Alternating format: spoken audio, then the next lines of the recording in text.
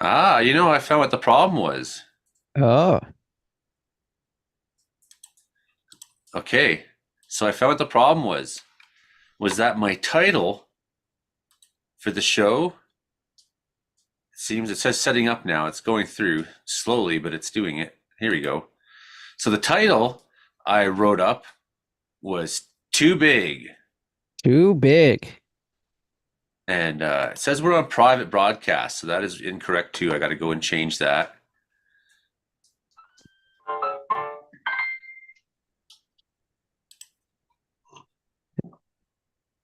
How do I do that? Public. Okay, done. Are people seeing this? Is this working? Technical difficulties. It looks like it's working. Okay, I think we're working. I think we're live, and I think all the technical errors are sorted, and I think it's actually broadcasting now. Hey, welcome everybody to our Thursday night spectacular of weather and nonsense. It's the Comedeorological Report. It is your show uh, about how much the weather sucks in Canada. Yes, yes. So right now I am just putting the link up on different places, and while I do that, maybe Brandon and Hilding. Hey, Brandon Hauk. Hey, Hilding Donaldson can say hi and say something and get by me Good, for. good evening. Yes. Hopefully I can make it through the show without sneezing or blowing my nose on the show because I don't think anybody would want to see that. What about what about vomiting? No, I did not do any of that this week. Thankfully. What about you, Hilding? Are you alive? Yeah, things are going okay over here. Just okay? Yeah, we had minus 15 today, but a beautiful, beautiful day. So, Yeah, we hit 21 last night. It was cold. It was cold. Yeah, we'll Yeah, probably we're drop to almost minus done. 24 tonight here. So, Oh, you're just yeah, living it, eh? just living it.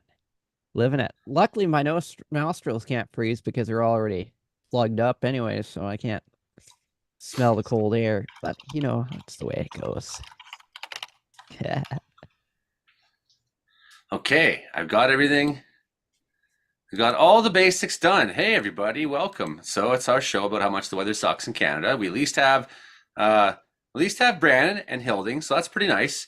Good to see you guys. I know Frankie's going to be here at 7 o'clock, and I'm sure Joe Stover might drop in to give a little shout for the fund drive for CKUW Radio. That's pretty cool. So our show does broadcast on a bunch of radio stations and a couple television stations. So at 7 p.m. when Frankie comes on, we hit this record.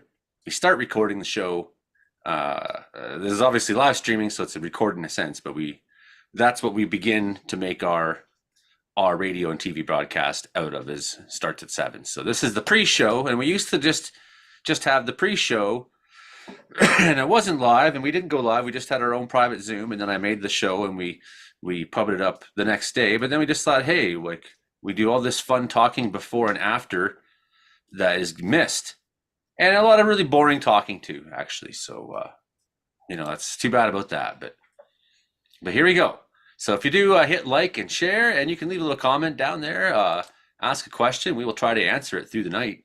Especially, I know we don't have our meteorologist showing up tonight, so that's okay.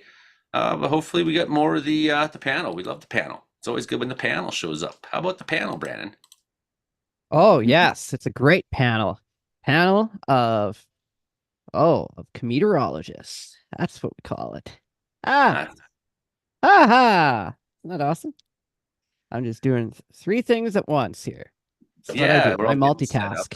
So that's why we used to not broadcast this part. This was just us getting ready for the show. But Getting ready. That's what we do. but us getting ready for the show is more Whole interesting. bunch of rain in Australia, down Yeah, yeah, under. there's been some severe thunderstorms there. Yeah, our Yeah, getting what? ready for a show is more interesting than some fucking people's shows, right? So that's the thing. Uh, Like, yeah, I wouldn't call those severe. Sadly, I wouldn't call those severe thunderstorms. More like flooding rains. I think where There it says has been. expires in 25 minutes, I think it's already expired. Yeah, I Yeah. think those are. I think they have Oh them a no, little wait. different down there from what I've noticed. I think it's like watches instead of they kind of get that all mixed up on. 'Cause I've seen some interesting looking warning polygons there that look like, yeah, one looked like a full dildo earlier today. A So, dildo. Okay. yeah, What we do know is that there's been a lot of wind very, associated with very these well. storms and a lot of lightning. I've been seeing for the last number of days, whenever I turn on radar scope, there's been severe thunderstorm whether they're warnings or watches, and many of them are quite lightning heavy. Definitely seen some down in Canberra and Melbourne over the last few days at times, and seen definitely up in Brisbane. So New South Wales, and also up on the Queensland coast, there's been some thunderstorms at times. So, and that started some fires, and I don't know what the state of the fires are necessarily yet, but I think we can find out about that tonight. Mesocell discussion. What is all this going on here? Here we are in Albany, New York, and there's snow. there's snow going on here, and it's not just there because up here, although there doesn't seem to be any, they don't put warnings on radar or watches on radar scope or snowfall warnings in Canada. Only severe thunderstorm warnings and stuff like that. But as you can You put see, severe thunderstorm watches, yeah, and if I put the watches, if I actually had the watches up, maybe I don't have watches but there on isn't my any. sidebar because Yeah. I find that's just too many fucking things, too many numbers and too many things. Like who cares about watches? But look at this. Here's back home. There's mom's snowing right on mom's place right now. So up, she just had it pass by, and it's now over Northbrook and Flinton and Arden. A little bit in Actinolite, a little bit in Tweed, but mostly down in towards the Kingston, and that's connected. Had a radio Facebook friend in Ottawa went to have a nap this afternoon in Ottawa. He went to have a nap. It was green grass, the sun was out, and then he woke up from the nap and it looked like winter outside. Don't you love it when that happens? Look at this stuff here. This is pretty nice looking. Uh. This is pretty nice looking. I'm gonna just switch this around. Look at that. That's pretty. So some very strong looking snowfalls through St. Polycarp, Salaberry Valley Field, St. Louis de Gonzac, St. Salis de Cosca, Orangetown, Hemmingford, St. Michel, Napierville, St. Sebastien. Aha!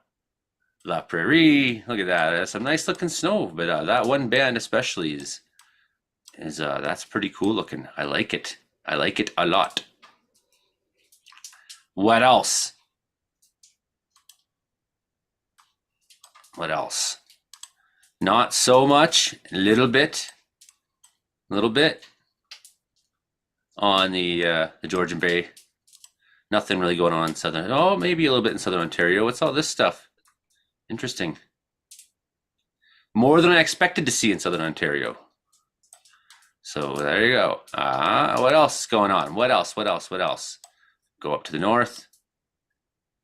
A little bit of snowfall happening up there. That's quite the neat little storm. Seemingly in the middle of nowhere. Cochrane, smooth rock falls, moonbeam, Kapuskasing. All sort of in that area.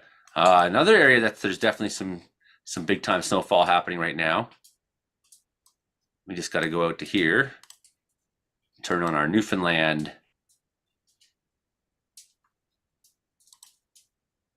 radars. Is that snow or is that some rain too? No, it's all snow. So definitely in through St. Pride's, a little bit around St. John's, Aquafort, Cape Royal, Calvert. Snowing hard up there, and especially I think right now in northern Newfoundland, there's quite a bit of action going on. Action. 6:42. Frankie will be here soon. Can't wait. Can't wait for Frankie. Let's have a look at this instead. Takes me a minute to set things up because I'm not professional. And so you see Bulkley Valley going to have air quality advisories because we've had lots of high pressure, and that keeps all the dust and smoke and air quality is bad in Valemount because we got mills and things, and especially in Quesnel, you'll see sometimes you come in and it's just nasty, nasty. So down north Okanagan, including Vernon, not really much of a story though. Smog. Very cold wind chills in Fort Severn, Ontario, minus 45. Ouch. Ouch. So here's some of those snowfalls we've been seeing. Snowfall warning this evening, 15 centimeters for Gogama Foliet. A bit of a special weather advisory, 10 to 15 centimeters of snow all through the Quebec-Ontario border once you get up past the Ottawa River. 10 to 15 centimeters there. 50 kilometers an hour northwest winds tonight, so pretty strong winds in there. 10 to 15 snow off of Lake Huron, Greater Sudbury and vicinity. 60 kilometer an hour winds there. 3 to 5 centimeters an hour in Parry Sound, Killbear Park, but that also extends all the way to the other side to Bancroft, Denby, Highlands, Deep River, Algonquin, so that entire center part of Ontario. 15 centimeters possible, snowing good. So pretty big storm going on out east right now. We had a pretty big storm in Nova Scotia this week, didn't they, Brandon? Oh, Brandon's gone. Brandon, we've lost Brandon. Okay, well. Oh, what was there that? he is. Nova We had a pretty, Scotia? yeah, good snowfalls in Nova Scotia this week, eh? Nova Scotia, and I'd say more so Newfoundland, where they're still in the storm. Some areas getting 60 plus centimeters of snow by, well, pretty much by the end of the day today, once that storm finally moves out. So, yeah, we'll get those snowfall totals, I'd say, in the next couple of days, the final totals. But there is, yeah, some big time snow in Newfoundland. No doubt about that. Plus the winds driving it around, blizzard 60, conditions. 60 to 85 centimeters called for up there. So yeah, that's pretty impressive. And they get a blowing snow advisory for 5 centimeters, but 70 kilometer an hour winds, that's still not nice weather. 30 to 50 centimeters possible. Cartwright to Black Tickle, Newfoundland, and you go up to the very far coast. Pottsville, Makovic, 55 centimeters, 100 centimeters or more, 70 to 80 kilometers an hour. That goes on till Sunday. So that's bad, man. 2 to 3 centimeters per hour. I mean, you expect that kind of weather up there. And when you get further up here, you get into the Torngat Mountains. There is nobody really up there. It's pretty much the Arctic. The Torngats are, even if you're not above the Arctic Circle, a lot of that land is high enough in elevation that it's effectively does the trick for you. So that was that. That's just what's going on in Canada right now, eh? What do you got for stories this week, guys? What are we going to be talking about? Stories this week? Well, what kind of story did I have this week? Oh, I haven't had much for stories this week. Oh, I do have one good story coming up in our show tonight. It's a very good. It's a very good story. So I'll talk about it. Involves airplanes again. I know. Seems like all my stories seems to involve airplanes lately. I was thinking But that today one's too good. when I saw that. Oh yes. So this one's good. So I can't wait. After my segment there in the 8 o'clock hour there, we'll talk about it, laugh about it, you know. That's what we'll do. And then yeah, pretty much I've been out of the loop for most of this week, so as in out of commission myself and battling. I feel that. Weather summaries. There is some interesting things this week. The last 2 days, Inuvik set an all-time temperature record yesterday. Not all-time, but a daily high. 0.9 degrees. The old record was -2. Or sorry, -0.9. The old record was 2.2 below zero. That was set in 1959. In Paulituck, Northwest Territories, -8.5. Old record was -9.2, set in 2010. So records have only been kept there since 1985, of course. But Tuktoyaktuk, they've been keeping records there a little longer. Their new high record is now -4.2 for yesterday. Valentine's Day, the old record was -6.9. So some pretty warm temperatures going on in the Northwest Territories. High pollution levels in the Thai capital have sparked orders for city employees to stay home from work. So here's some stories I was kind of looking at this week. Of course, multiple storms are hitting the west coast, northwest with rain and snow. And the snowy forecast, Brandon, it prompted a state of emergency. And or maybe that's why our Portland meteorologists aren't coming on tonight. Maybe they're embarrassed about the state of emergency for what was going to be forecast to be 8 centimeters of snow. But Wing and a miss. They got 0. State of emergency. Like what? Okay. Oh my. That's embarrassing. People think it's bad when Mel Lastman called in the army. I was in Southern Ontario. I was in Hamilton at that time, but it was almost equally buried. And but it was a little more sheltered in Hamilton as opposed to Toronto, which got straight buried off the lake. So it was actually worse in Toronto, and the drifting was worse. And it was quite understandable when you got 4 million people who literally cannot move.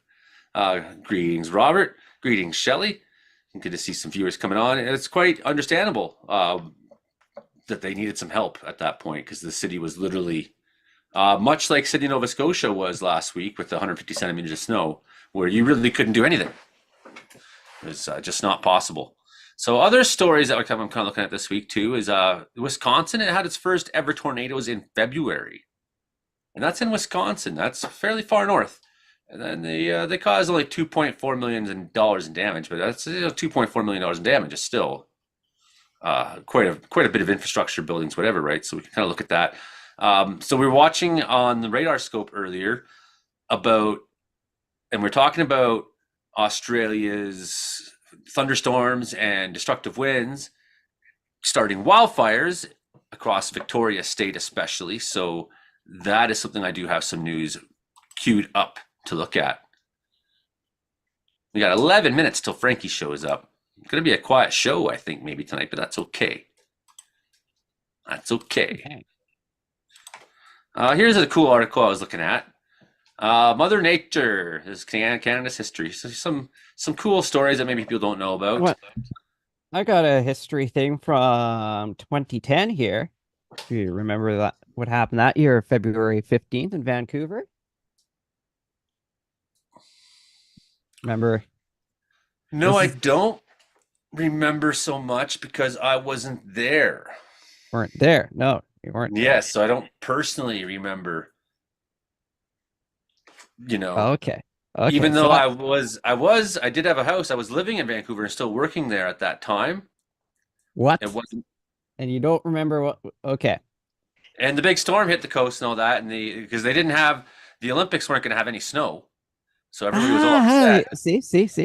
And so I came up here to my house in Wells, and I was laughing. I was like, "Oh, the Olympics are going to be a mess," and then they got all their, and they got some weather.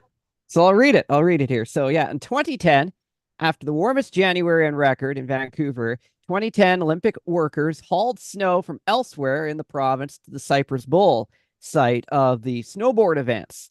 Beside the rainy spring-like weather, they worked around the clock to groom the skiing venue. The next day, heavy rain and warmth washed away most of the snow and forced the area for standing room or fenced off area for standing room at the snowboard cross site there. So that was this day in 2010.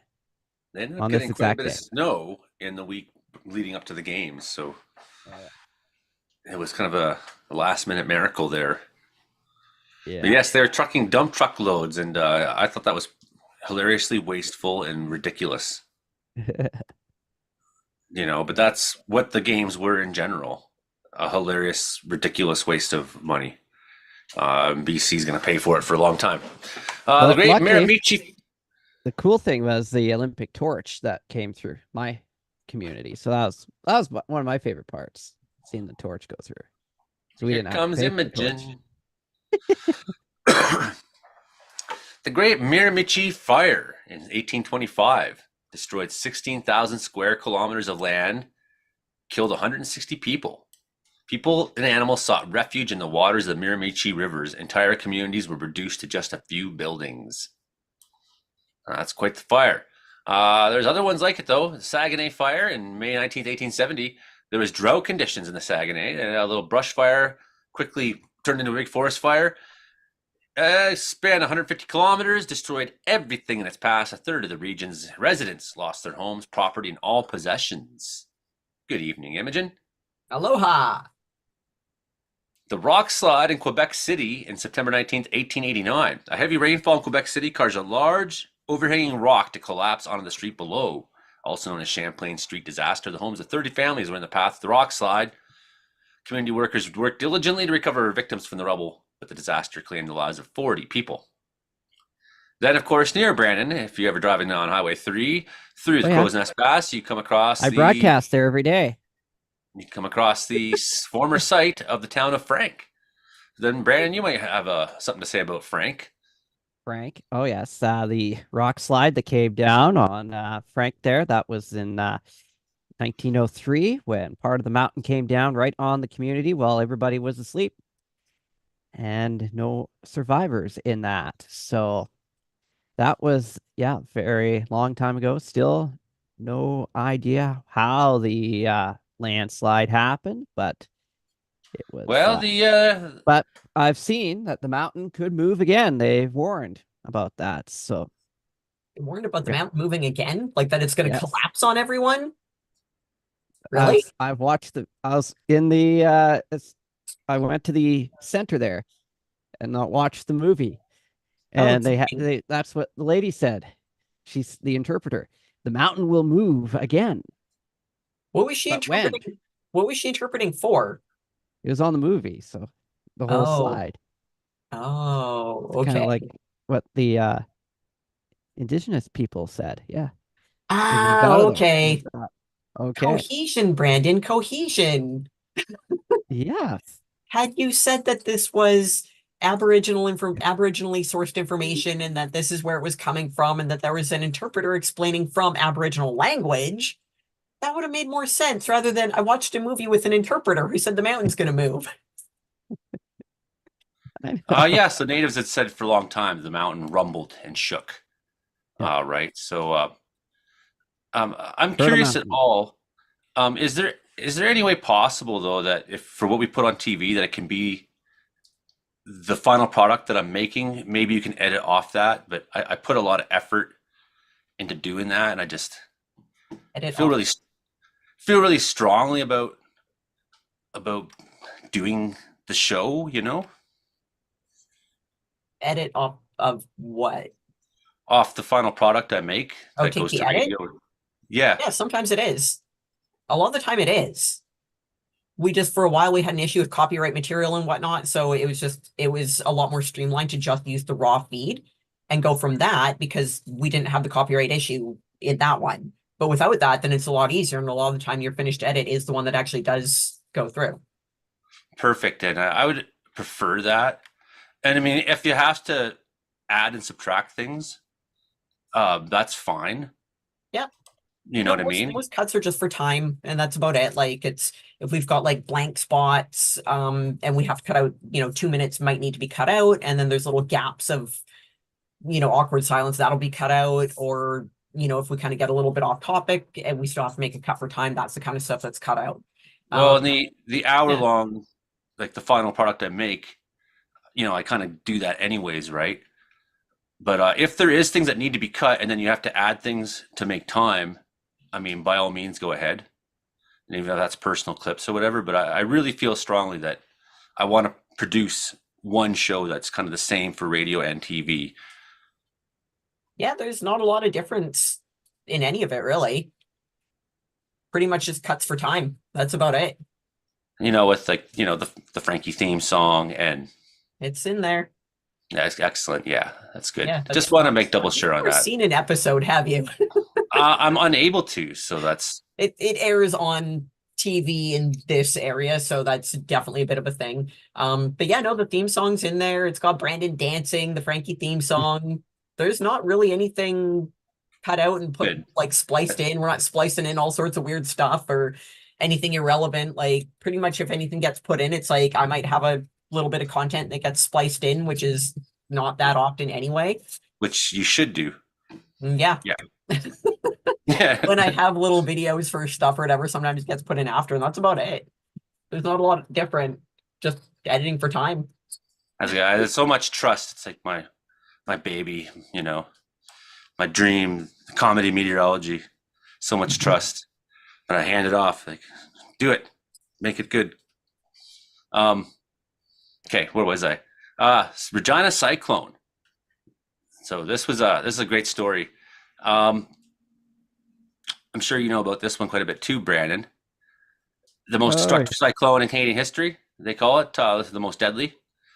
There's some pretty crazy stories that came out of this, though, certainly. I mean, you could talk about the property damage and how the storm touched down 18 kilometers out of town and swept up towards the legislature, across Wascana Lake, went straight into the town, and people, if you're a couple blocks away, I mean, the newspaper people ran in the newspaper and said our switchboard for the television, they worked in a telephone operator, and their switchboards fell through when the tornado hit, and they landed in the basement, and they managed to crawl out of the rubble of the building and go to the newspaper a couple blocks away, and the newspaper didn't believe them that there'd been a tornado because they had there was nothing like this that ever happened, and that's just 2 blocks. They thought they were just trying to make stories up to get in the newspaper, whatever, right? So, the damage, right? So, on the west side of the street, potted plants were not blown over, but the houses on the east side were reduced to rubble.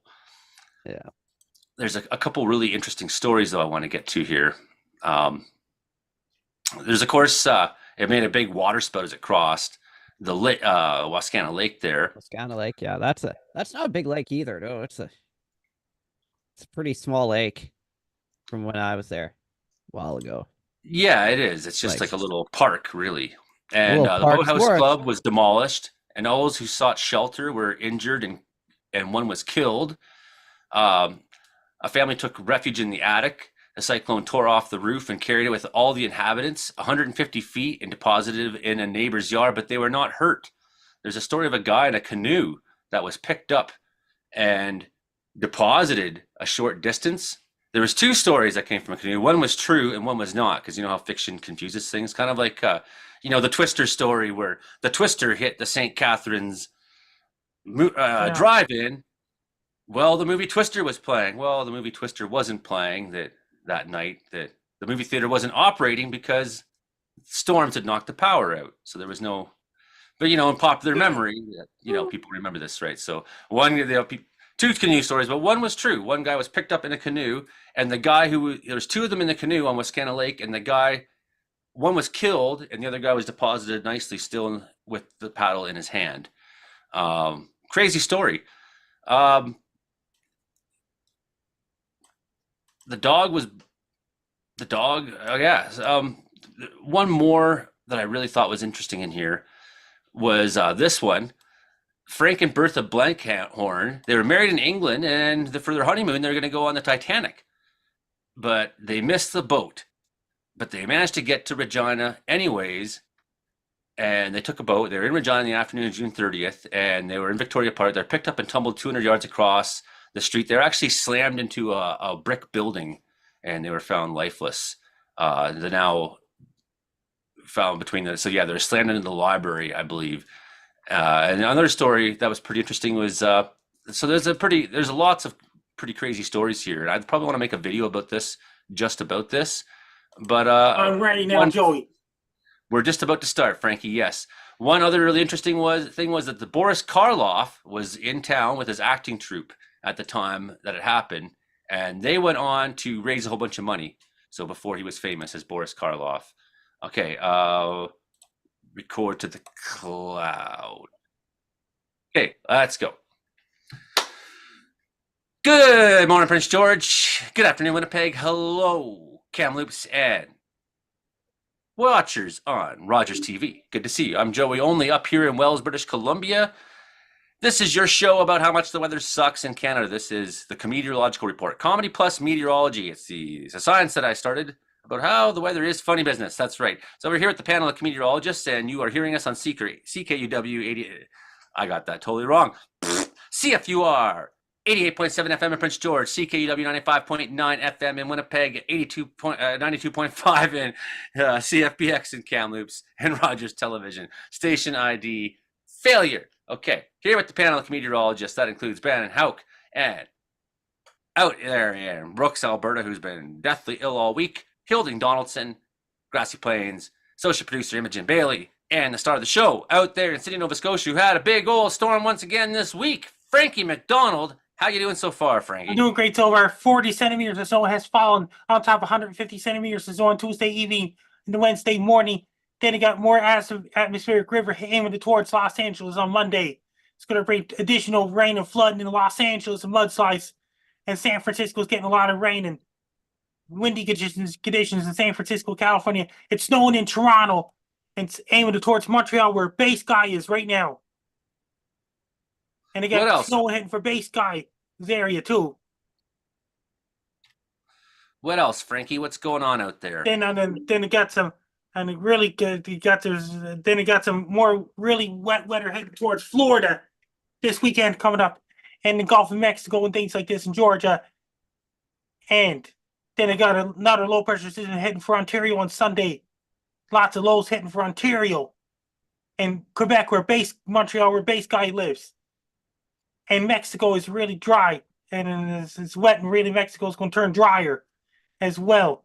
It's going to be really, really hot in Mexico this week coming. Then Mexico starting to get some heat waves this week coming. Then it got lots of rain and thunderstorms going on in Colombia, Ecuador, Bolivia, Peru, and northern Brazil. And in Amazon rainforest, lots of thunderstorms, rain coming. There's a cyclone developing off of coast of Rio de Janeiro, Brazil. This is some kind of cyclone.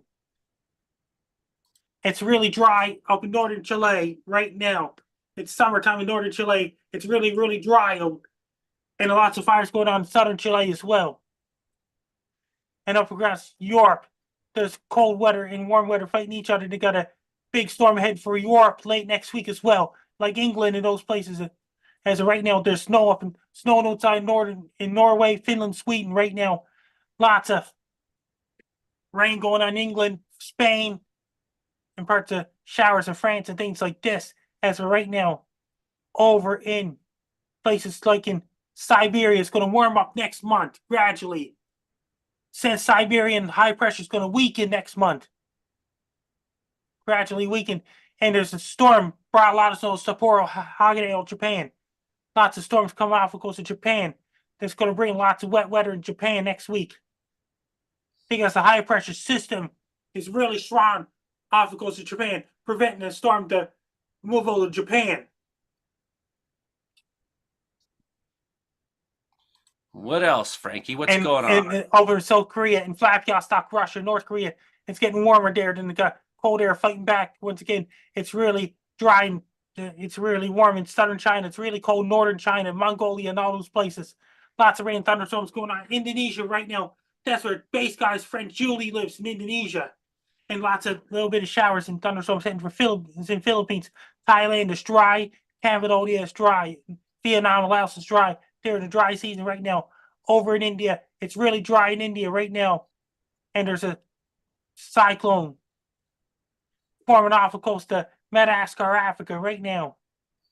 And lots of thunderstorms and rain going on in Kenya, Zimbabwe, Zambia, and other places like Angola and South Africa. It's really, really hot right now. Their fall starts March 19th.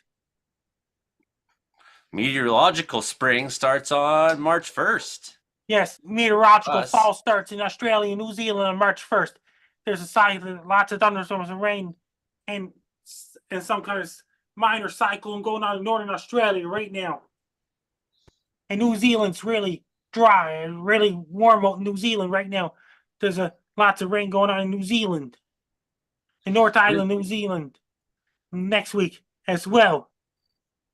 That storm up in Melbourne, Australia, Frankie, left 530,000 homes and businesses without power this week, with winds up to 157 kilometers per hour to 98 miles per hour, toppling 6 electricity transmission towers. They're most destructive in years, people told reporters. 50-year-old dairy farmer was killed by flying debris while driving his tractor near Mirbu, southeast Victoria on Tuesday, Frankie. And then there's wildfires going on there as well. Temperatures exceeded 40 degrees Celsius. I know So- that guy, Jason. He's in a professional boxing now. That's right, yeah, Jason Adjani. He lives in Sydney, Australia. He does boxing too. Yeah, I've made quite a few friends in Australia over the years. I was thinking about that actually the other day, Frankie. Is of all the countries in the world, how come I have so many friends that I've made just randomly from Australia? But that's like every time you meet, you're like, "Hey, you're kind of like me." Hey. And did Kinda you like hear me. about and Reed Timmer will be chasing tornadoes a couple of months away. And if any of our Australian friends are watching, hello out there to you out there. So definitely made some friends firefighting last year, especially from Australia, that are good people, Frankie. So you got some videos this week. You nailed your forecast, Frankie. You nailed your forecast. And I did a forecast for Los Angeles too. You did. So I'm going to set that up here in 1 second. Anyone got questions for Frankie while we look at his forecast video? I get his forecast video set up. Yeah, I got a question for Frankie. Frankie, why are you hogging all of the snow? Because of the low pressure systems and things like this. Toronto's now getting theirs. That's not a good reason. Share some snow, Frankie. You They have have all of it. They have to send all the snow to Southern California too to refill the reservoirs. It's snowing hard through New York State right now and into Ontario. You're definitely correct about that, Frankie. Anyone else got a question for Frankie? Yeah. Okay, no questions for Frankie. Frankie, I got a quick question for you. So I don't know where our Portland meteorologists are tonight. They haven't showed up, but maybe they must be embarrassed because there was a state of emergency declared for Portland on Wednesday over a forecast that included 8 centimeters of snow, Frankie. What happened, Frankie? And that means forecast change to cold air. And they got 0, didn't they? They didn't get any snow, did they? And did you hear about this? I know Monica Bolio. It's really cold where Monica is. Monica missed a lot of snow. So I don't know if any of you guys from Portland Weather Uncensored are watching. We are kind of laughing a little bit up here in Canada at that one, of course. But we love you guys. We love you guys. And we understand if you don't have snow plows and stuff. This is Frankie McDonald. Wait, did I put the volume on? Let's just try that again. Sorry. I got to reset. I don't think I put audio on. Share sound. There we go. I was hearing it. Were you? You're probably hearing it from my TV. Oh. Okay, here we go. Frankie McDonald's Yes. massive snowstorm to hit Nova Scotia video. This is Frankie McDonald. My old TV station live from Sydney, Nova Scotia. Massive winter storm is headed towards Nova Scotia Tuesday, February 13th, 2024. It's going to bring up to 30 plus centimeters of snow. Winds going to be really strong. It's going to cause blown or drifted snow, reduced visibilities, dangerous and treacherous driving conditions. Going to bring a lot of snow on top of 150 centimeters of snow. It's going to bring a whole lot of snow. Make sure you have your extra snow plows in Sydney, Nova Scotia, and Halifax, Nova Scotia. Have your extra snow plows and have your giant snow blowers on the streets. Make sure you have your military ready to help to clear the snow, because the snow is going to be really powerful. Streets, roads, highways, and Trans-Canada will be snow covered, will be dangerous and treacherous driving conditions, and the snowbanks are so high in Nova Scotia. Make sure you have your snow plows, everything ready. Make sure you have your military ready to further clear the snow in Nova Scotia, because winds are going to be really powerful. Make sure to have your everything ready. Buy all your food as you can, because it's going to bring 30 plus centimeters of snow on top of 150 centimeters of snow in Sydney, Nova Scotia. It's also going to hit Halifax, Nova Scotia, Shelburne, Nova Scotia, Yarmouth, Nova Scotia, Greenwood, Nova Scotia, Truro, Nova Scotia, New Glasgow surrounding areas as well.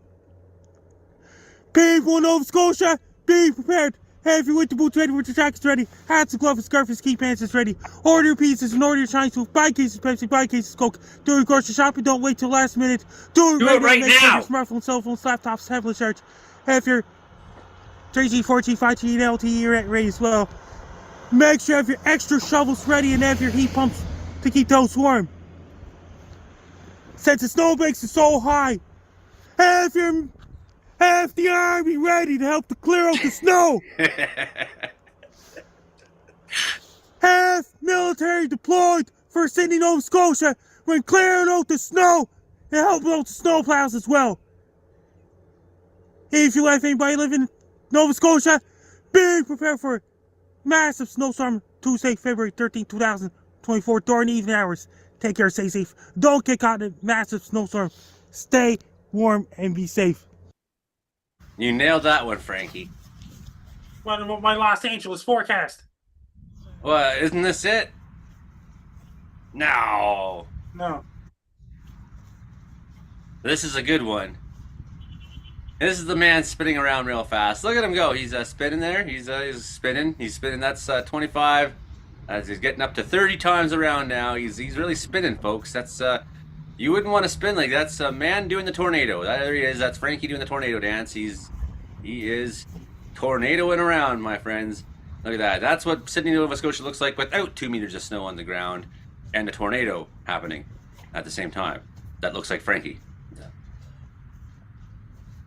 I just sent you to chat about my other forecast for. I got it lined up, buddy. I do. I just wanted to see that one again.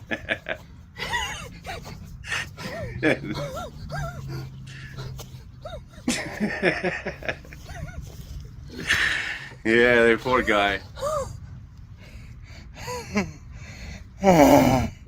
Thanks for watching. I'm Frank Down. There he goes.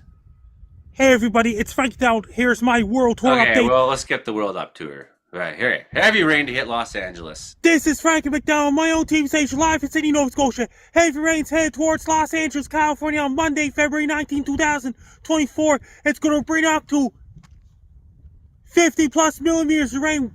It's going to bring a whole lot of rain that could cause mudslides, landslides in Los Angeles and the surrounding areas. It's also going to hit Long Beach, California, Burbank, California, Anaheim, California, Hollywood, California, and Glendale, California, including Orange County, California, Riverside, California, Corona, California, Victorville, California, and the surrounding areas. This may even affect Santa Barbara, California. It's going to bring a lot of rain.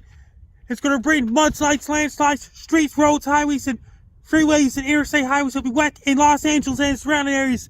That could cause landslides, mudslides up in the mountains of Los Angeles, California. It's going to bring a lot of rain in greater Los Angeles and the surrounding areas as well. People in Los Angeles, California, be prepared.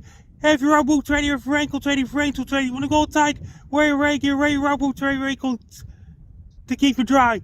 Don't walk through the puddles. Avoid the puddles when you go for a walk. If you see a mudslides and landslides, avoid the areas immediately for people living in Los Angeles and the surrounding areas as well, including Burbank, California, Hollywood, California, Long Beach, California, Glendale, California, Anaheim, California, Corona, California, Orange County, California, and Victorville, California as well. If you have anybody living in, and Monday will not be a good day to head to the beach to go swimming to get cooled off in Los Angeles. If you have anybody living in Los Angeles, California, be prepared for heavy rain on Monday, February 19, 2024. Take care, stay safe. Don't get caught in heavy rain. Stay dry, be safe. That's where host of Trevor's Happy Hour, Trevor Garner, lives. Atmospheric River Round 2. Let's go. That's where Trevor Garner lives. That's where Trevor Garner lives. Hey, Trevor, hope you're doing good down there. Hope you're doing good down there. If there's not any other questions for Frankie from the panel. Not right now. Okay, we will come back to you, Frankie McDonald. Thank you very much for your fantastic forecasting out there in Sydney, Nova Scotia. We will now move on to the Brandon Hauk Report. The Brandon Hauk Report. Brandon Hauk out there in Brooks, Alberta. He's the radio weatherman and the radio guy, the morning guy at the radio station there in Brooks, Alberta. He He's also the producer of the Brooks Bandits hockey broadcasts, who are playing hockey again. Are we allowed to talk about that unbelievable story yet? Oh yeah, we're now the BCHL league. Yeah. So yeah, Brooks, Alberta now is in BC. Yeah, pretty Apparently. much. And that's okay because the Portland Winterhawks are officially in Canada. Yeah. And It's wild. nothing sacred anymore, Brandon Hauk. No. So what we needed to have, we were sitting around here in BC and we're like, you know what we need? We need a team from Alberta to come over here and just totally stomp us all the time. That's what we need more of. Yeah. Especially those Penticton Vs, like they've been just dynamite last few years. So they just needed some. Yeah, the rest of the BC teams just needed some help, and we're happy to help. Like, why would you bring the best junior team in Canada into your league? Are you stupid? But no, maybe it's good. Maybe it's a really good plan. Because I will try to see a Brooks Bandits game when they come to Prince George. If not this year, eventually. Brandon. Yes, I'll take it away. All right. So, this week, weather throughout the week has been a little on the cold side, actually. We've had some hit and miss flurries. We've got snow on the ground, and we've had more snow this February than last year in February. So that's kind of a good thing. We still need a lot more precipitation to deal with the drought situation that we have here across Alberta, but any type of snowflake that flies and hits the ground is a good sign for sure. And we'll have to keep an eye on the pattern, especially in the months ahead, from that strong El Nino right to a La Nina this spring. So that's something to look forward to as well. See what happens there. Now, I just want to add to that. Called it. Oh, you did? Yeah. Did you not see my forecast like a month ago? Oh, in which I said, I was like, wow, it looks like El Nino and El Niño neutral might be happening. It looks like there's some cold water off the coast there in South America. Look at that. I don't really watch other people's weather forecasts. No, I know, and I don't. I'm bad at that. I do sometimes, thing, and then I just. If you have really good things going on over there, then I'm watching your lives on your Facebook for sure, right? But no, like just your average day, no, of course not. And I don't expect you to do that for me either. So yeah, what I said was, now some are saying we could go to neutral by the summer, and it's not out of the question to go to La Nina by the winter. And what I said specifically was things have been bouncing back and forth so frigging wildly the last number of years that nothing would actually surprise me if by the summertime even we were back into a La Nina pattern. So I didn't actually say for sure we would, but I predicted that they would predict that. Yeah. That means the next winter, that means it's going to bring a real lot of snow in Vancouver next winter. They can hope. Anyways, I cut you off. Sorry. All right. So, so that's something to look forward to, as now they've issued the La Nina Watch. Dun, dun, dun. I like that. That show title right there. Okay. So, as we go into the weekend, we're going to be cold tonight here at Southern Alberta. It was really cold in northern Saskatchewan, northern Manitoba, with overnight lows well in the minus 30s. Key Lake, Saskatchewan getting to minus 40 earlier today, and wind chills well in the minus 40s as well. So a little touch of Arctic air sneaking by to the north, and we'll see our overnight lows minus 20s, wind chills at about minus 30 tonight in Southern Alberta. And then the ridge-high pressure is going to take over, and we're going to see nice little reprieve, nice warm up for the long weekend coming up here. So looking mighty fine there, with daytime highs above just right around the freezing mark. So not too bad. And we'll have to watch a couple disturbances in the next week. But other than that, pretty quiet here in the west for the next little while. I do have another story, though. That is a wild story of another airplane story here. And this airplane was going from Detroit to Amsterdam. And, well... Or from Amsterdam to Detroit. Amsterdam to Detroit there. And, well, they don't check anything until they get to Detroit. So, apparently, somebody decided to pack their luggage full of fish. A very fishy situation in that luggage. And Well, when you travel overseas, what happens to that fish? Well, if it's on your overhead department there, it's pretty warm in that airplane. So the fish is not going to stay cold. So it's going to go raw. And that fish went raw, raw, raw. And all of a sudden, maggots decided to fall from the ceiling. And everybody's wondering, where are these maggots coming from? As they fall and hit their heads in some slimy, disgusting way there. So all of a sudden, the plane decides, well, we gotta have to turn around. And that plane, it turned around all right. And well, they found out that this passenger did something bad. They packed some raw fish in their luggage, carry-on luggage. I'm skeptical that the maggots appeared during the flight, especially given the short length that they were in the air. Some turbulence. I think that the fish was maggoty before they got on the plane. Probably. And I'll also have you know, packed it a week ago and forgot about the fish and said, well, all right, we're ready to go home now. How I'll did have you nobody know, I have notice brought the a salmon. smell? How did they get the luggage?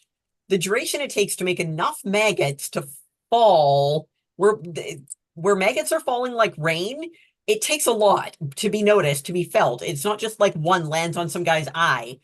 There's got to be a substantial volume, and the volume of stench is fascinating. They got through customs, they got through airport security, they got cleared, they traveled with that smell. And maggots love stinky things. Well, okay, but the next question is, were they exceptionally hideous? Like, were they so weird looking? Did they have an extra like, eyeball? Imogen. No, but okay, what I mean is like, did they have like 6 goiters and an extra eye? Did they have like a big seeping wound? Did they look in a way where the smell would be expected? Oh, I bet. Yeah. This is what I mean. Oh, you mean the customer himself? Yes, that's what I mean. I don't mean the maggots. Excellent. No, I don't mean were the maggots pretty. I mean, was the passenger, did the passengers look like they would match the smell? Did they have a big seeping wound? Did they have goiters? Did they have extra, like 3 extra ears? I mean, the situation has to be pretty bad for it to be raining maggots, and if it's hailing maggots, or even you're having maggot tornadoes, then you really better call someone. Better call help. You need a specialist. Yeah, in order for the fish to go, it had to have been maggoty beforehand. And why I say this was I have brought a fish across Canada in my carry-on luggage. Well, you did. And it did not turn maggoty, and it was quite fine by the time we got home. It was frozen when we left Vancouver, of course, but they did look a little funny when they ran through the X-ray and seen a sockeye salmon. But you know, it was wrapped properly and it's frozen solid. Like, you know, so what would be worse, snakes on a plane or maggots on a plane?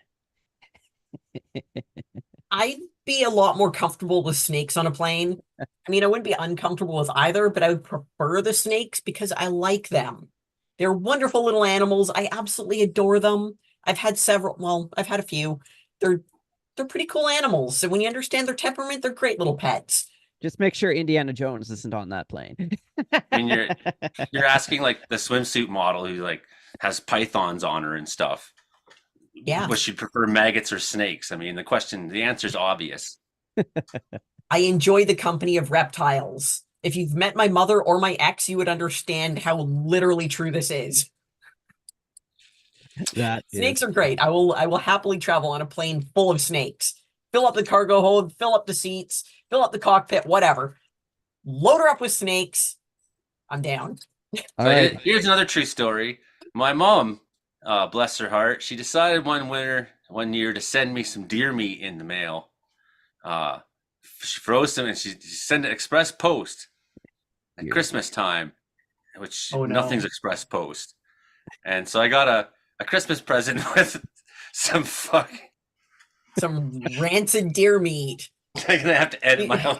She sent you roadkill. Edit roadkill. myself now because I'm half swearing. Start again. She sent you roadkill. This time for radio. This time for the CRTC. Okay. Yeah. I forget. My dude, she sent you roadkill. By the time it no, arrived, it wasn't that's roadkill. what it had turned into. No, It my was- stepdad was a wild game butcher. It was sent as a loving gift, but it arrived as roadkill. I was like, it's not like this. It's not like when you send cheese across the country because cheese factories in Ontario, or you miss it. Right? When she sends Maple Dale Extra Old, it stays. It's fine. A week later, it's cheese. But no, don't. I've had to be clear with Mom. Don't send me deer meat in the mail anymore. Yeah. Yeah, I know. I was living in Vancouver at the time, and of course, then my roommate was like, "Whoa, you are a hillbilly." And I was like, "Told you." Like, That is a pretty hillbilly thing to do. Is just, I was like, "You thought the I fact think that I hate it here wasn't enough proof?" So what part of the deer meat was it? The venison or the tenderloins? I don't recall checking. I think I recall chucking. Like, Shocking. like But that's. did you at least when you chucked it out? Did you frisbee it out the window, or did you dispose of it properly? How hillbilly are you? I believe it was proper. Yeah, I know. When I lived in Vancouver, I did throw things out the window a fair bit. I used to drink back then, and one time we were having a party on the lawn, and people were like, "Where do you want the empties?" And I was like, just throw them anywhere, And then, of course, elderly ladies come in the night and pick them up and collect them. And I thought, well, instead of them having to go through my shed, even though I tell them not to all the time, to collect my empties, why don't? So then eventually we'd just be sitting in the house, kind of like I am right here, and we drink, and then we just throw the can out the window. And by 11 o'clock at night, they'd all be gone. And so You were being burgled by old ladies. Those were burglars. They're old ladies burgling your shed. Eventually, we just helped them by throwing it out. And and honestly, like I describe it that way because there was an old Chinese lady, most notably in the neighborhood, who couldn't speak English, and that was really what she was surviving on, was picking up people's cans. So, you know what? Have them. I'll just throw them out the window. Way to put a sad twist on it, Joey. way to change the vibe of something initially hilarious and kind of awesome. Why? This is what I do. Okay, Imogen. You got something better than that. Imogen Cookie Bailey, she's down there in Victoria, British Columbia. Face palming harder than I face palmed all week. Yeah. No, we've got more just mild weather going on here, which is awesome. Saturday, I'm actually doing the Fashion Splash 2024 fashion show. So I get to stomp around on the runway. I've got 2 designers I'm representing. And all the money raised for it actually goes to Victoria Women's Transition House. And actually about half an hour ago, I made the first cut in one of the 2 online contests, voter-based competitions I'm doing. That was for the cover of Inked magazine, and I made the first round of cuts. Any money raised for that one goes to an organization called Music Cares, which is to help provide medical assistance to musicians. And first round of cuts for the other one is for the cover of Maxim magazine, which would be super awesome because who doesn't like Maxim? That one's just cool. That one goes to Fisher. Money raised through that one goes to Fisher House, which actually provides support for military families. So family needs to be near a loved one who's in hospital. They need temporary housing. Fisher House helps to provide that. They also provide scholarships for military children, which is also super cool. So I've got a whole bunch of, apparently this is the year of charity for me, or doing fundraisers and stuff like that. So that's like this week. Who doesn't like Maxim magazine down there in Victoria? True story, I got into jail for protesting there in Victoria, and I asked for reading material, and they gave me a Maxim magazine. And I thought, you jerks. So if I get on the cover of Maxim, I'll be popular in the prison circuit. That's delightful. I was like, I don't want to look at this right now. To be fair, based on some of my fan mail, I do have a few inmates who kind of keep tabs on what I'm doing. So, I mean, I don't know what they're in for. I don't ask questions. I just say, hope you're doing well. Thank you for your input. That's it. Thank you. Don't murder me if you ever escape. I keep my location fairly quiet for a lot of reasons. So Yeah, not because of inmates, it's the people outside of jail I'm more concerned with. They're the ones who Yeah, are roaming really. free. really like the yeah. You lost Okay, Hilding. there, didn't you? I had like 4 punchlines, and all of them I was like, I don't know if this is appropriate for radio. Hilding. Building is awake at the moment. Wake Yeah. up, Hilding. How you Usually doing, about- cowboy? How's usually at the Gusman, British halfway- Columbia? Usually was, at the halfway point, Hilding is dozing off. It's because he's up at the cows at the sunrise there, and it was minus 21 last night overnight here in Wells. How was it across the plateau for you there, sir? I had minus 15 this morning, but I am sure the neighbors probably had a bit more. I seem to be in a warm pocket on the hillside. It was very crisp this morning, but our wind had changed. All week we've been having wind from the east. This morning we had wind from the west. I don't know how much that's going to change in the next couple days, but it gonna seems warm that up. usually when our wind comes from the west, we get warm rather than cold. So I was kind of surprised by that. It's going to warm up, Hilding. It is for BC. There will be some snow in British Columbia, but it's really for southern BC over the next 3 to 5 days. Maybe next week there'll be something, but no, it doesn't. Like Brandon says, things are pretty quiet. How are the cows doing? How's life on the farm? Well, the cows are doing fine. They're very content, and there's been enough snow that they have plenty of moisture, and they're happy. So, yeah, things have been working good as far as that goes. I'm only concerned about the possibility of not having hay next summer is what's really concerning, 'Cause, lack of snow.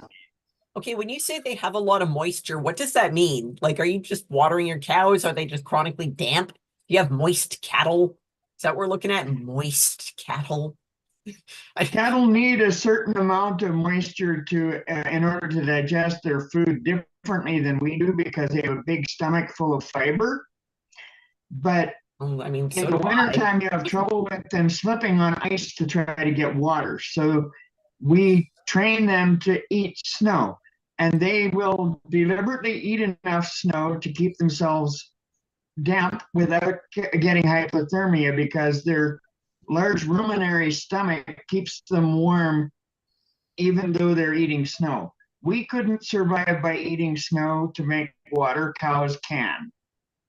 How do you train them? Like, do you show them? Like, you get down there and lead by example, man? Is that what's happening? Are you You literally let them eat handing on yellow all snow. fours?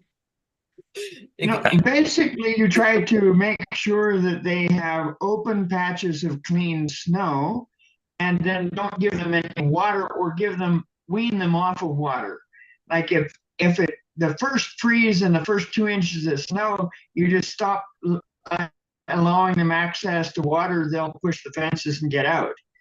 But after 2 or 3 weeks, you give them less and less water, and they start eating snow, and then they realize that they can live on snow, and then they're okay. That not being a farmer and having a very, very spoiled house cat, that just sounds awful. The whole process. I mean, when I say very spoiled house cat, I mean he has his own cutlery. He has I spoon feed him at times, and it's all he does tricks. He has a complex wardrobe and a tie rack, custom made top hats. The man is spoiled. So the difference of his life between farm cattle, it sounds. There are farmers that don't like the idea of letting their cow or making their cows eat snow, and they try to give them water. There's all kinds of problems with that. Yeah. Because the cows generally don't mind living outside in the cold. They can, if they have a shed, they might go in for shelter a little bit, but they don't even stay in the shed, even if you give it them. So then you give them warm water, and they get sick from drinking warm water. And you give them cold water, and it turns to ice, and it freezes and gets all over their fur, and that's not good for them. They slip and fall on the ice and hurt themselves. It's actually, in a way, it's better to make them eat snow. But some farmers don't like to do it because they say, well, they have so much moisture in their room and they should have real water to drink. We don't seem to have a problem with making them eat snow. Sweet. As long as they're dampened and moistened correctly. Correctly moistened cattle is important.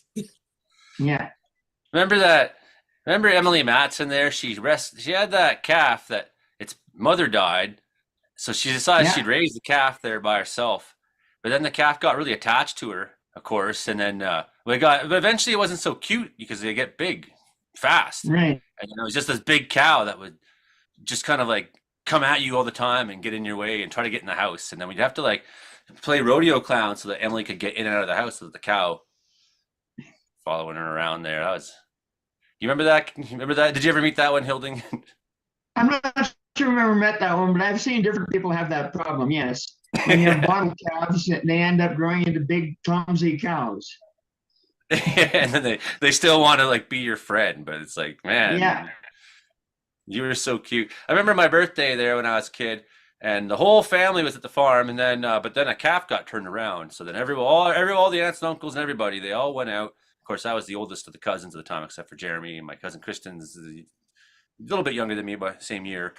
So basically everybody but me went out, and I was just like sitting in the house. It was my birthday, and they were saving this calf, which they did. And the next day I went out, or later that day, I said, that's the calf that was born on my birthday. Wow, I'm gonna love this calf forever. And about 3 months later, I was like, stupid cow, get out of the way. yeah. That's how it goes with the cows. Okay. Cattle have a tendency to be some of the least desirable pets. For some reason, their clumsiness doesn't fit in. It's never something that they actually learn to get out of. Horses can be very delicate and very friendly, but calves will never be delicate and friendly, even though you're friends with them. Cows will never be delicate. Yes. Okay. Lots of storms hitting the West Coast there, Brandon. What's going on with that? Do you know anything about California, Oregon, maybe a little bit to Washington State, maybe some in the Rocky Mountains, maybe even too, some snow falling up there and through Wyoming and They're getting some Montana. snow. You got some A little bit that's getting into southern BC, but not a great deal. Other main atmospheric river's been hitting Mexico all this week, and they've had Puerto Vallarta. I saw some folks had some vacation time there. Puerto Vallarta and Cabo San Lucas there had some vacation time there throughout the week, and they've had rain all this week, so they just stuck in the rain. So terrible time to go for a vacation. Tropical vacation in the rain, Certainly, if you want to go for a vacation, I would not go to Bangkok, Thailand right now. Do you know what's going on in Bangkok, Thailand right now? Oh, what's going on there? Well, often because of burning of forests and agricultural wastes are contributing factors, and pollution, air pollution, smoke, definitely the carbon in the air. Bangkok suffers greatly with extended periods of high pollution. And right now, the city employees in Thailand's capital, they've been ordered to work from home for 2 days. The private sector is encouraged to do so. The air pollution is so bad. Its AQI has ranged from 121 to 160, Bangkok's air quality index, an unhealthy 156 on Thursday, with an overall readings of over 163 in some areas. So that's like fog. It's bad. It's really bad. Mm-hmm. And this isn't uncommon in some of those parts of in parts of the world that aren't even Toronto. But it's not uncommon for the place to have really bad the yellow fog and things like that. Yeah. About 25% of the pollution comes from vehicle emissions in Bangkok. Really bad there. Really, really bad. Oh yeah. Disgusting. So, kind of swing back to my question from earlier. So I know only one person answered that question from earlier. So would you rather have snakes or maggots on the plane, Joey? What would you snakes choose? or maggots? I mean, what kind of snakes? Any snake. No, Like any snake? I mean, Any I'm not snake. particularly bothered by snakes or things, as long as you don't bother a snake, they won't bother you, right? I mean, I could kind of live with whatever. I mean, as long as they're you'd not be like, happy with maggots on the plane, wouldn't you?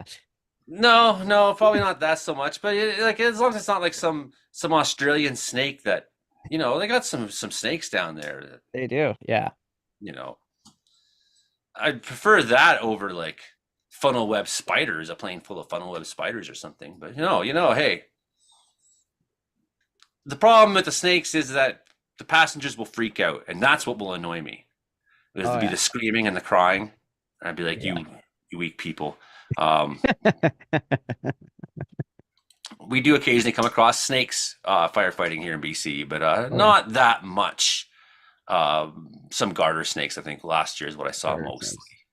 We've got rattlesnakes up in the Dinosaur Provincial Park area, but right around Brooks, there's no rattlesnakes, so we're just right on the line between rattlesnake territory and no rattlesnake territory, and then all garter snakes over here. Certainly, when we're a cruiser working in the Okanagan and whatnot, they have bumped into them occasionally, but again, they're not.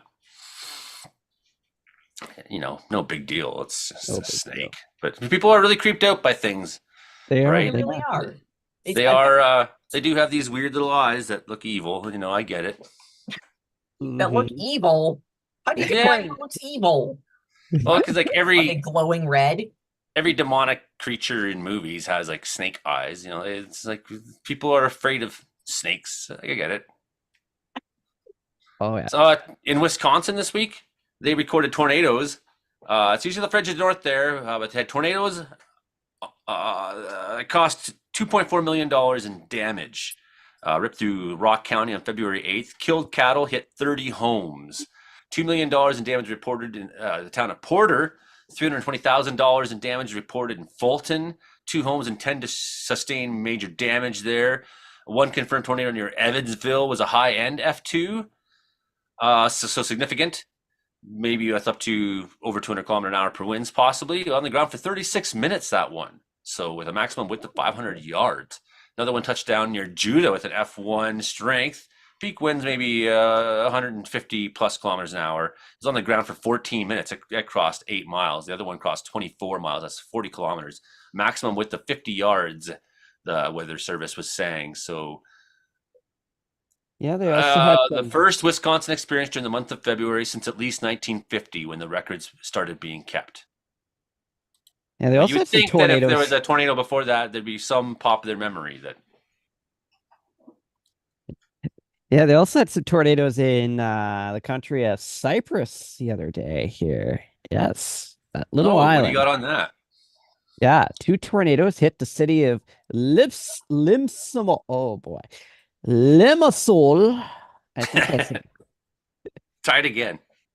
Limassol. I think that's it. Yes. I'm gonna say it that way. Okay.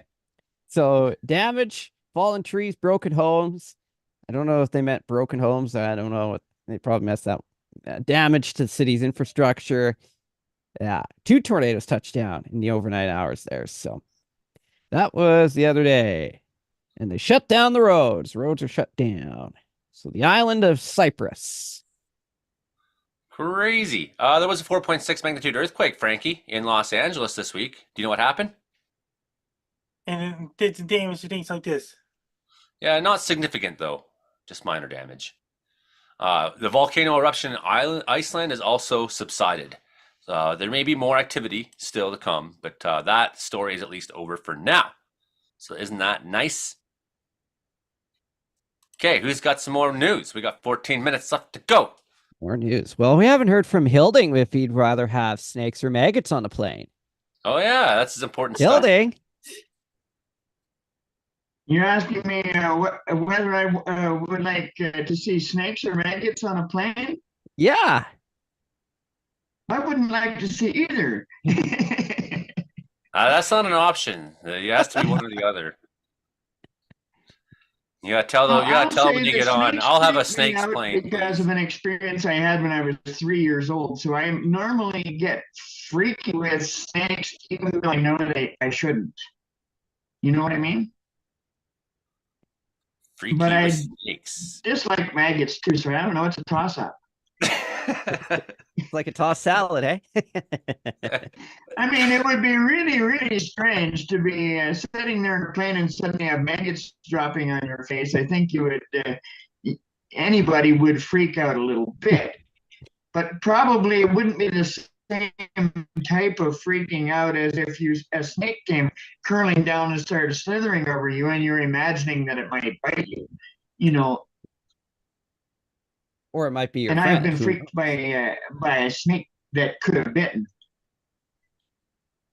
So Mm. I think that of snakes that way, you know. So maggots, no, I don't think maggots would freak me out as much as a snake. I was always that kid to like pick up everything, you know, and look at it. Didn't matter what it was. Mhm. I even picked up snapping turtles back east day. Like I didn't care, and I'd pick them up to get them off the road. But And you're that kid who ate maggots for lunch, right? no, I never did eat a maggot for lunch, so that's one thing I didn't do. But I did manage to have a garter snake latch onto my hand once, and I could not get the thing to let go. And it hurt. It had these like sharp gums. It's like, "Ah!" And I'm like, dude, stop it. So garter snakes can bite. They can bite, Hard. yeah. Hard. But they eat like grasshoppers and spiders, crickets, they eat little things. So if you think how small they are, like their little heads, their little tiny heads, they're so small. I know they're more likely to urinate on you, is what I found over the years of handling garter yeah. snakes. And Mom Mhm. built her house. I didn't realize at the time, but the house it's on a garter snake hill. It's you've never seen so many snakes. They're everywhere. But you know, unless you're like in Manitoba where they get the crazy garter snake eruptions. Eruptions. The thousands upon thousands of garter snakes. That'd Yeah. be cool to see. So But seeing dozens around Mom's place on any given day, it wouldn't be unusual. And one time, she called me in the laundry room, and she said, it's garter. And there was this garter snake. I probably told you this before, and it had this like gash on its side, and it had guts coming out of the gash, but it was also trying to shed its skin at the same time, and that was pulling more of its own insides out. And I was like, my God, what am I looking at? And then when I lifted, it went down the drain pipe. So there's a bunch of flattened boxes there. I lifted them up. And before I did that, another garter snake went by. So I seen the flattened boxes, and I lifted that up. And underneath that was this big coiled black snake. And it shook its tail. It didn't have a rattle on it, but it went on the cardboard box. And I was like, yo, what is that? And I thought it was one of those black water snakes you get out east, which I seen when I was a kid in cadets. The thing bit the kid, and we had to cut the thing's head off to get it. So like these things bite, and they do not let go, and they have teeth. So I was like, hey, so I went and quickly grabbed a flannel coat and a glove, and I went back. And Mom was like, call me quick, and I got back, and there was about this much left of me. I found this tiny hole in the wall, and his body was going into this hole, and I was like trying to pull on him, and I was like, I'm just gonna pull him in half, Mom. And I let him go. So anyways, we called the Ministry of Natural Resources in Peterborough, Ontario. They have a snake expert there, and the snake expert started describe the snake, and he said, oh, it sounds like you have a black rat snake who's a little further north than it should be. And he must have delighted in telling me the whole story, because he went on to tell me about how they have 1 to 200 offspring in June, July. It was July at the time, and how they live in the walls. They're tree climbing snakes. They're constrictors. They maybe be careful. They like warm places, so maybe check your bed at night. You know, and he must have enjoyed telling us the story. So we put steel wool in every orifice in the house, and we never saw the snake again. oh, thank goodness you never saw the snake again. But yeah, its tail went, and I have seen a rattlesnake, but I wasn't surprised when it did that. You know, like there was mudslides in the Philippines that there's 110 people missing still, death toll of 11. So big mudslides there that happened February 7th. I like to say that happened. So Crazy stories around the world. Anyone else got crazy stories? Crazy stories. Well, I know I should ask Frankie if he would rather have maggots or snakes on a plane. Hey, Frankie? Magnets. The snakes can bite Maggots. people. Doesn't even think about it. Frankie already has an Awesome. answer. Frankie, snakes or maggots? Dude, why did you answer so quickly? Because the snakes can bite people and poison them. He thought all show about this. That's why. He did. That's fair. prepared. That's fair. Frankie had time to think about it and no, okay, Frankie, not all snakes bite. They're like not all snakes are venomous, and most snakes are more afraid of people. Like they try to look scary to scare you off because they're terrified, but then they're just gonna run away. Well, they can't really run, but Oh yeah, they do. Their musculature is wild. Their muscles move kind of like a they centipede's slither. legs. You know, they. Yeah, no, the mechanics of snake movement is fascinating. And the rat snake that you encountered, that tail rattle, it's a mimic of the rattlesnake. That's what it is. It's that they find a surface that they can rattle against, and they do that. The black pine snake does the same sort of thing, but they also have two other mimicry mechanisms, which makes them really strangely unique because most animals only have like one. The rat snakes do the rattle thing, pine snakes do a rattle, and they flare up like a cobra, which is also cool because they don't I've have also seen milk snakes do it back east. So I think this is a more common snake behavior than people realize. It's just that only one species of snakes had that extra evolutionary step to develop something that makes the noise for them Yeah, instead of just the tail itself hitting something. yep. It's But cool. it was intimidating, man. It's like against that cardboard box. I was just like, whoa. And it's like heads back. I'm like, what are you? Did not expect to see that in the laundry room, right? And that's how Mom's place was in the swamps of Ontario always. There'd be like raccoons breaking into the upper attic, you know, like the cat was literally chasing bears away from its food outside. I love Mom's place. Spectacular part of the world. Frankie, this year there is a leap year. So there's an extra day this year on February 29th. What are you going to do on February 29th with your extra day, Frankie Then it'll McDonald? be Leap Day Joey Only Show. Will it be on a Thursday? Yes. It will be. Wow. Look at that. So if it wasn't for the leap year, we would have no show this week coming, you know? And did you hear about this? Then they got the Olympics taking place in Paris. The Olympics are taking, I did hear about that. Speaking of airplanes, would you rather have maggots, snakes, or a mummy on your plane? Oh, totally a mummy. Because travelers returning from the Democratic Republic of Congo attempted to sneak mummified remains of 4 monkeys into the Boston airport this week. So that didn't go well, I don't think. Are you sure they were monkeys, not just really hairy kids or something? No, they were, yeah. I don't know.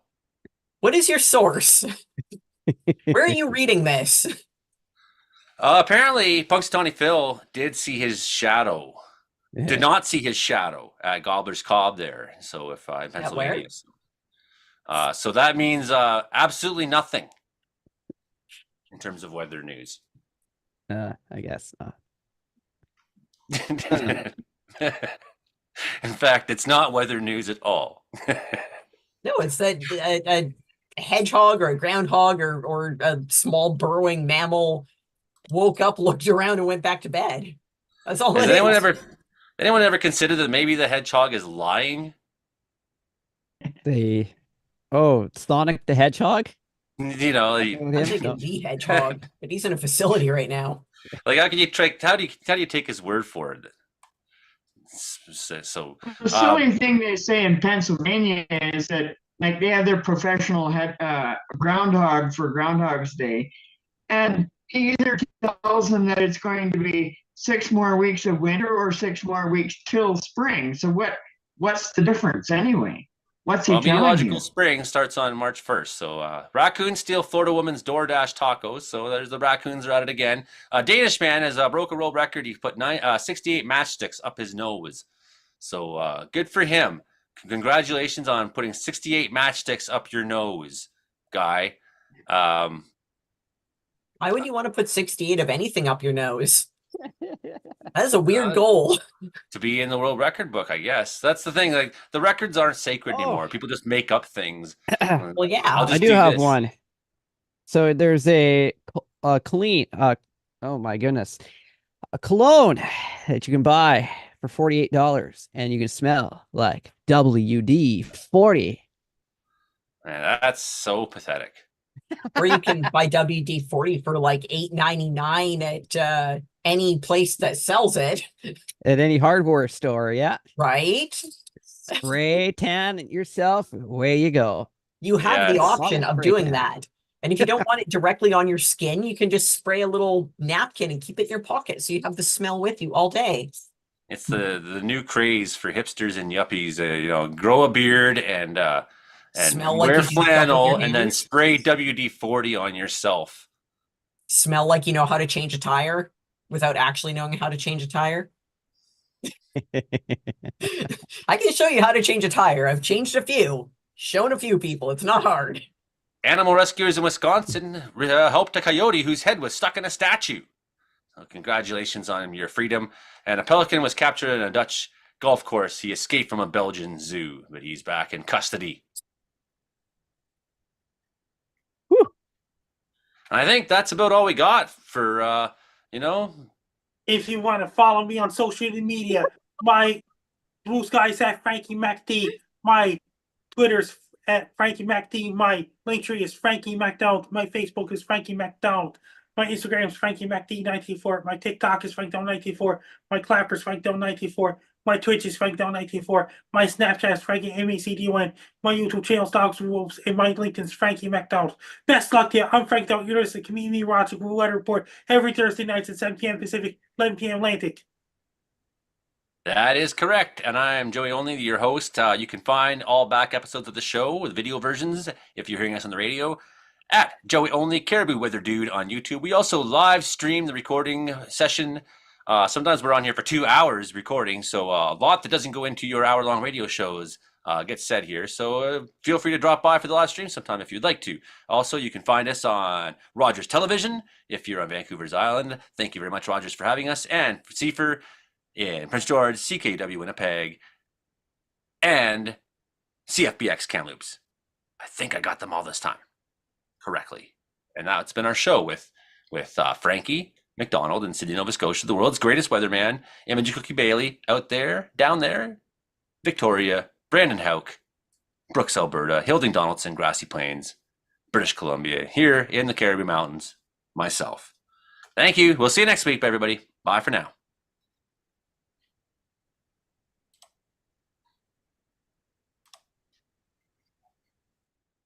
And Frankie's out.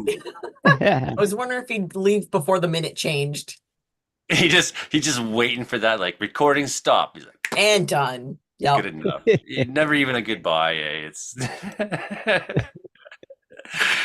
yeah, so funny. So funny. Well, that's been a pretty good show. Here we are. Fuck bullshit news this week. Now that we're off. I don't give a rat's ass about Taylor Swift, but I hope this is true, everybody. A televangelist from Arkansas is claiming Satan is engineering Taylor Swift's marriage to Travis Kelce so she can give birth to the Antichrist and launch the apocalyptic 1,000-year war against Christ. She's a very busy person here, world touring and taking over the world. Yesterday in history, a fatwa was issued against Salman Rushdie. But here's my take on it. That's a good one. Hilariously, Khomeini died 3 months later. Well, Rushdie is still writing to this day. Here we go. Americans, when they see kilometers per hour instead of Budweiser per Freedom Eagle. Barbecued favorite confusion. That's a good one. Okay, this is how it actually happened. Here's Jesus. He's saying, about 3.8 billion years ago, after the earth cooled and the first oceans formed, the first prokaryotes, I can't even say that right now. Are you guys paying attention? I don't want you to doze off and just make up shit about snakes and ribs.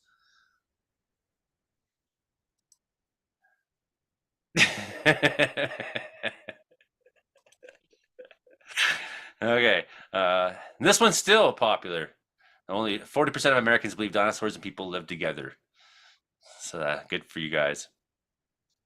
So approximately 105 people die every minute. So my take on this, when people repeat empty sayings to me like, things always work out, Joey, I just like to point out to them that 5.4 people died in the 3 seconds it took for them to lie to my face. Okay. In space, 2 aliens are looking at each other. The first alien says the dominant life forms on the planet develop satellite-based nuclear weapons. The second alien asks, are they an emerging intelligence?